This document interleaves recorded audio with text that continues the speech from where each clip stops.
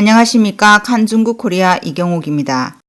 윤석열 대통령 당선인은 3월 20일 청와대 집무실을 용산국방부 청사로 이전한다고 공식 발표했습니다. 이로써 1948년 이후 대한민국의 역대 대통령 관저의 역사를 마감하며 청와대를 개방하여 새로운 명소가 될 것이라고 덧붙였습니다. 윤석열 당선인은 대선을 앞두고 당선되면 청와대를 이전하겠다고 공약했으며 당선된 지 일주일 만에 서둘러 용산국방부 청사로 이전하겠다고 밝혀 5월 10일 취임과 동시에 새 집무실로 공식 입주할 것으로 보입니다. 혹 떠도는 청와대 징커스를 피하고자 새 대통령 당선인은 집무실을 옮기기로 한 것일까요?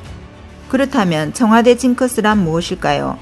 유튜버 웨이위의 시간의 비밀에 따르면 청와대에는 치명적인 풍수 문제가 있다. 청와대의 청은 나무이고 기와는 흙을 불로 태워 만든 것으로 나무와 흙은 목극토의 상극으로 싸움이 그치지 않을 징조이다. 또한 청룡 기준은 풍수 중의 큰 금기이며 백호 부시는 청와대 입주자들에게 큰 악영향을 끼친다라고 했습니다. 겉보기에 청와대의 청백색은 매우 정숙하지만 왕의 풍문은 없고 남경의 중상릉에 가까우므로 음택이 더 어울린다는 평도 있습니다. 그러나 청와대가 음택으로서도 풍수가 좋은 것이 아니어서 하늘에서 보면 청와대 위치가 고환지상이라 후손이 번창할 리가 없다는 말도 있습니다. 일제가 한국의 용맥을 제압하기 위해 청와대 뒤 백두산에 수많은 새말뚝을 박고 콘크리트를 부어 고정했다는 이야기도 있습니다. 이상은 청와대 징커스에 대한 풍수 해설입니다. 풍수의 진위는 청와대에 머물렀던 전직 한국 대통령들의 운명으로 청와대 징커스가 적중한 것을 쉽게 알 수 있습니다. 1948년 이승만 대통령 이후 지금까지 11명의 대한민국 대통령은 대부분 불행했고 결코 좋은 결말을 맺지 못했습니다.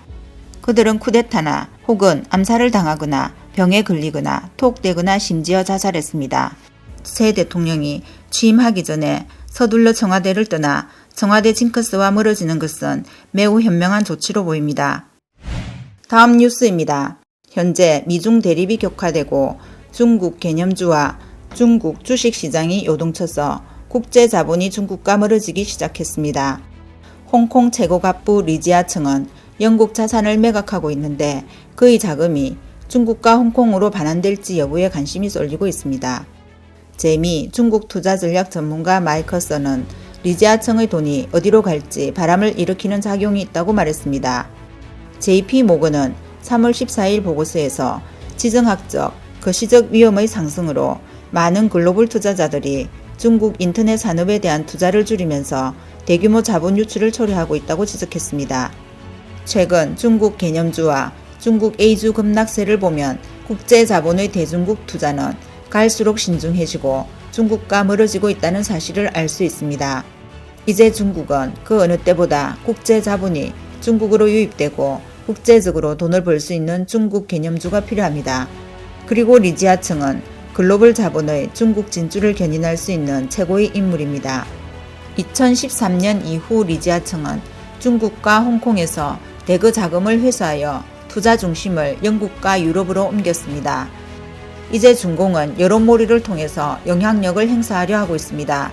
최근 중공 언론에 리지아청의 중국 복귀를 단언하는 글들이 퍼지기 시작했습니다.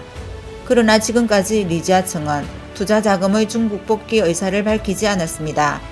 리지아청은 한때 나는 사업가일 뿐이다 라고 말했습니다. 기업인들은 이익을 쫓고 있지만 현재 국제 환경의 악화와 함께 중국 내부 경제 전망도 비관적이며 중공정부는 막대한 부채를 지고 있어 장기 투자에 적합하지 않습니다. 오늘 소식은 여기까지입니다. 구독과 좋아요는 격려입니다. 공유는 나눔의 시작입니다. 감사합니다.